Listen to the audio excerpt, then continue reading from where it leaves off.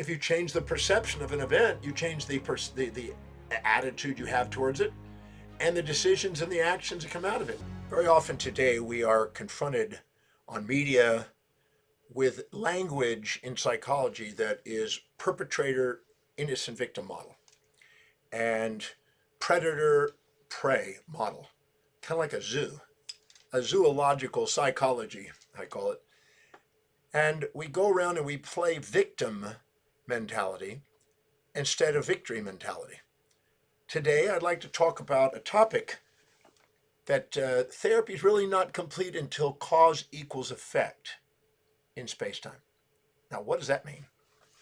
So let's say you are having an event in your life that you think is traumatic, tragic, turmoiled, terrible, torture. And then you blame the individual that you believe is the cause of that. And you basically assume that they're the cause of your effect. And you separate cause and effect. It happened about an hour ago. It happened over there at that location. As long as the cause is separated from effect, you're playing the victim. Because out there, that thing outside you is the cause of the way you feel. I'd like to offer a different way of looking at it. I'm a firm believer that we have control over our perceptions, our decisions, and our actions in life. And what happens to us is part of the dynamic, but that's not the most important part of the dynamic. Because what happens is we can change our perceptions. For the last 50 years, I've been studying human behavior. And for probably 40 of those years, I've been clinically working with people. And I've had people that have been through unbelievable situations, literally unbelievable situations that you would think are traumatic, torturous, terrible. But I ask them a new set of questions and I have them change the perception of what actually occurred in their life. And all of a sudden this torture disappears.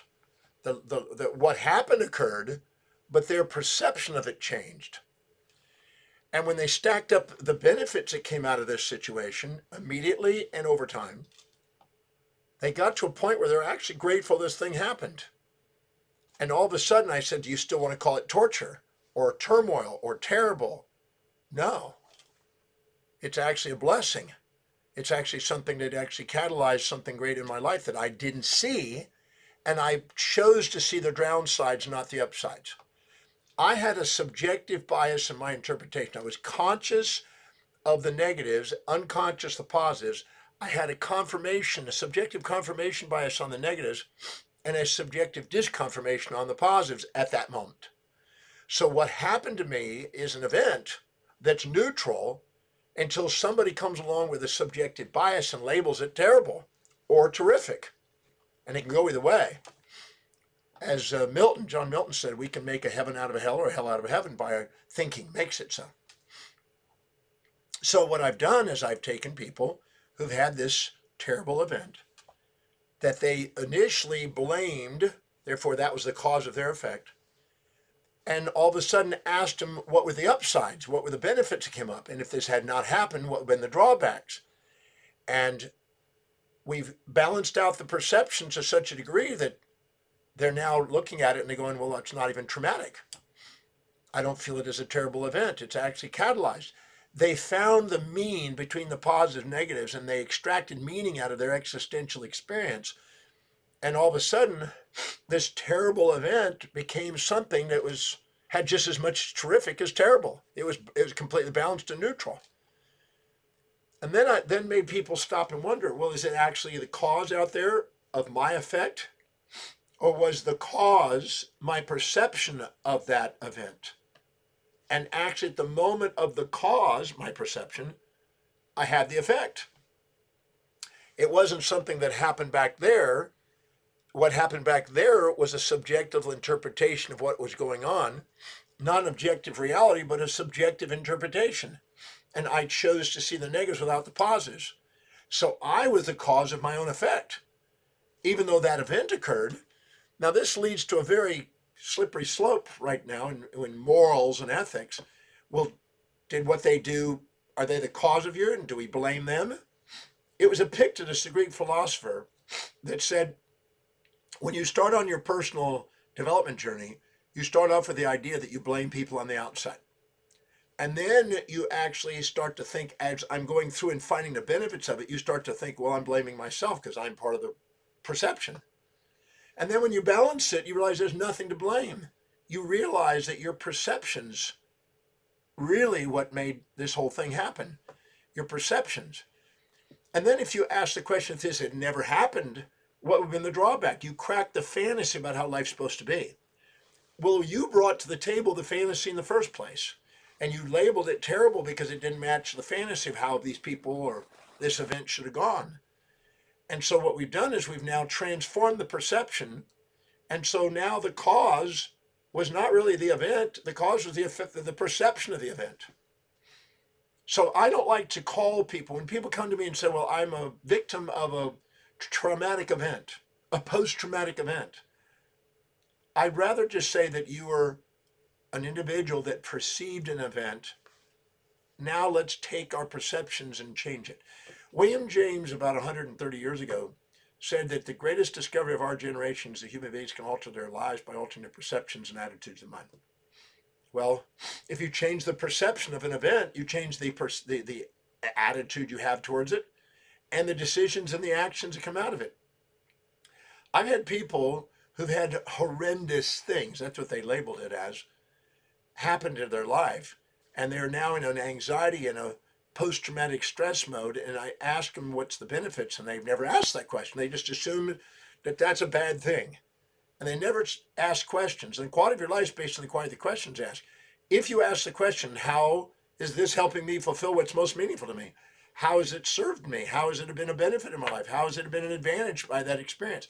If I hadn't had that, what would have been the drawbacks to my life?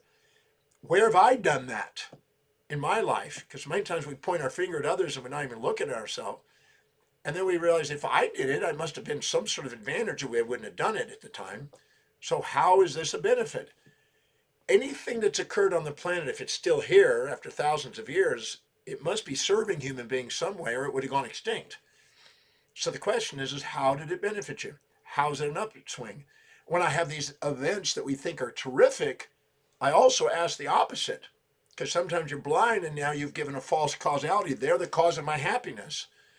I'm a firm believer that they're not the cause of your sadness or happiness. They have just initiated an action. Your interpretation of that action is what's determined that. In some parts of the world, different actions have different things. I had a gentleman that came to me and he said, well, I wasn't there for my mom when she died, and I felt bad. And so he was thinking that's terrible. And then I asked him, so what was the benefit of you not being there? He said, well, how could there be a benefit? I wasn't there for my mom when she died. I said, well, you're making an assumption that you'd been there, life would have been somehow better. And if you hadn't, somehow that was terrible. That's an artificial thing you made up in your head. So what was the benefit that you didn't show up? And after about 5 or 10 times I asked that question, and him and Han playing, he finally realized that, if I would have been there, I would have interfered with the completion between my mom and my sister, because my mom died in my sister's arms, and they hadn't talked to each other in years, and they finally got to make up. And I know that was the most important thing in my mom's, to resolve that thing before she died. And they got to do it. If I had been there, it wouldn't have happened. And then he's thought that this terrible event actually was perfect, nothing to fix. And he was actually grateful for himself. And he'd been shaming himself for weeks or months unnecessarily because he compared his reality to a fantasy about how it's supposed to have been. And the same thing when people have events that we think are terrible. I don't like to label things good or bad or right or wrong or terrible or terrific. I like to label them as an event. Now the question is how do you want to perceive it? You have amazing resourcefulness. You have the capacity to take a mountain and make it a molehill, or a molehill and make it a mountain. You can make turmoil out of something, or you can make it terrific. It's purely how you ask the question. And if you hold yourself accountable to answer the question and stop putting the label on it, you don't become a victim of your history, and you don't separate cause and effect. They're the cause, I'm the effect. I'm an innocent victim. They're the perpetrator, I'm the prey. They preyed on me, and they now need to be punished, and I'm this innocent victim. And I find that never really gets you out of the cycle, because now you're going to live in anxiety. You've got to subconsciously stored baggage that's an incomplete awareness. You're living in fear all the time of that happening instead of being resourceful and finding out what was the other side of it. So if it happens, you win. If it doesn't happen, you win. And to me, I'm a firm believer in having resilience and adaptability and taking command of perceptions and realize that you have control of your perceptions. You can make things positive or negative. We've all had an event that we thought was terrible. A day, a week, a month, a year, or 5 years later turned out to have some terrific sitting in it. But we didn't see it initially. So we had the wisdom of the ages with the aging process instead of the wisdom of the ages without it. Well, the quality of your life is basically the quality of those questions. If you ask questions and see it right away, you can find the terrific and the terrible. And then realize that the labels are just illusions. They're just things you made up based on some moral hypocrisy that you may have been trained in that may not even be true and may have a deeper meaning for your life. I had a situation where a gentleman basically came and said, my father used to beat me and was aggressive and finally kicked me out of the house. And I asked him, so what was the benefit of that? And he goes, well, how could there be a benefit of that? Well, what was the benefit of that? And he goes, well, I never asked that question. How could there be a benefit of somebody beating the hell out of you when you're a teenager? I said, well, what did you do to challenge the hell out of him, make him want to beat you? Well, I was defying him and I was fighting with him. I said, great. So what was the benefit of him beating the hell out of you? Well, I became independent, left home, and became an entrepreneur. I said, do you have a successful business today? He says, I do. I said, did you have any brothers and sisters? Yeah, I had a brother. I said, did he beat the hell out of your brother? He says, no, you always treated him differently. I said, did you think that you wish you could have that position where the way he treated you, he treated your brother? Well, yeah. I said, so would you trade places with your brother today? No, he's still living at home waiting for dad to die so he can take over a small little farm. I said, so what you're saying is if you had had what your brother had, you might end up like your brother? And he goes, yeah. I said, did your dad believe you were more capable than you thought? And maybe that's why he basically didn't have to worry about you. He knew you could take care of yourself. You were a tough kid. He goes, yeah, I became an entrepreneur and very viable individual and completely independent. I said, so did you ever thank your dad for helping you become independent? Because you could be like your brother and be waiting for a handout. He says, no. And he started crying. And he started being grateful. And he actually contacted his father and then met with his father before he died. His father was 82 and he was 58 when this happened. And he hadn't seen his father for 42 years. So he thought this was terrible. And 42 years later, he found out it wasn't. He just didn't ask the right question. So he thought he was a victim of a cause and he was the effect. When I got through asking the question, he realized that the cause was his perception and incomplete awareness of what was happening in life at the time. And so all of a sudden he was now grateful for his dad, and he met his dad before he died. And it was the most tear-jerking moment in his life when he came back and realized, I now understand what you did. And his dad wasn't a monster when he met him. He was just a human being. And he realized that. So I basically am not the believer that we're here to label something. I think the labels we put on people and on events like this trap us. I'm a firm believer in asking questions and being accountable and bringing our mind into accountable balance and balance sheet. See the assets and liabilities together, the positives and the negatives together, and balance them out. So no matter what happens in our life, we can use it to our advantage. Otherwise, we're a victim of history, not a master of destiny. So I say that no therapy is really complete until cause equals effect in space-time. When you finally realize that you're the cause by your own cause of your perceptions of what actually event occurs, you no longer have to play this idea that this happened to me and now live in fear of that happening again, because fear is an assumption that there's more drawbacks and benefits coming in the future. If all of a sudden you find the benefits and balance it out, you don't have to live in fear all your life. You can live in gratitude. Anything you're not grateful for is baggage. Anything you are grateful for is fuel. So I challenge you to go and ask a new set of questions. Take a list of the things you think are terrible that happened in your life. And I could take a list and I could share with you some of the stuff that's happened in my life that are blessings in my life today. But if I showed them to you and shared them with you, you think, wow, that's terrible. No, it isn't. It's an event. All events are neutral until somebody with a subjective bias interpretation of that event labels it, and labels it good or bad by some moral hypocrisy, some moral ideal that you're supposed to be nice without mean or kind without cruel or one-sided all the time, instead of actually seeing both sides of life. And if imagine you're getting into a relationship with somebody and you're expecting only the positives and never the negatives, well, you're going to be unprepared for a real relationship because it's going to give you nice and mean and kind and cruel and positive, negative, and support and challenge and there for you and not there for you and close and distance and quiet and speaking and every pair of opposites you can imagine. So if you have an appreciation for both sides right off the bat and you expect that and you can see that, then your expectations match reality and you're grateful for your life. But if not, you have a fantasy about how life's supposed to be. Life doesn't match it. You're now depressed because life isn't matching your fantasy. And then we go around label things and expect them because of some indoctrination of some idea that we're supposed to have a one-sided world. And people are supposed to be only one-sided. And my experience is life has both sides. There are people that are playing both sides in my life, and they're simultaneous if you look really carefully. So I'm a firm believer that until you can actually link cause and effect back together and get to an acausal state, this is what Carl Jung was talking about in synchronicity. The synchronicity of the pairs of opposites. If you see a negative, where's the positive? If you see a positive, where's the negative? If you see simultaneously both, then you end up liberating yourself from the emotional baggage. If you see only the negative side, well, it's going to occupy space and time in your mind. It's going to run you. If you see only the positive side, it's going to occupy space and time and run you. That's why if you're highly resentful or infatuated with somebody, you can't sleep at night because your mind's ruminating on this intrusive thoughts of these incomplete awarenesses. And your amygdala is assigning valency to your experience and storing it in the hippocampus, and it's got this intrusive memory.